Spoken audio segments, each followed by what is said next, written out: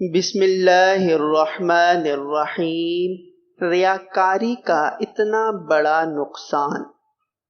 عن ابن عباس رضی اللہ عنہما قال قال رسول اللہ صلی اللہ علیہ وسلم من سمع سمع اللہ بہ ومن رأى رأى اللہ بہ۔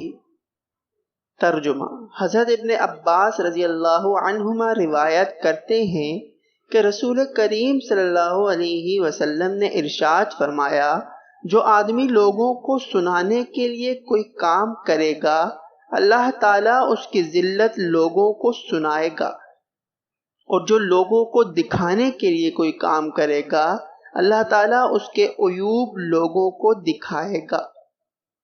فائدہ: کتنی بڑی سزا ہے ریاکاری اور دکھاوے کی۔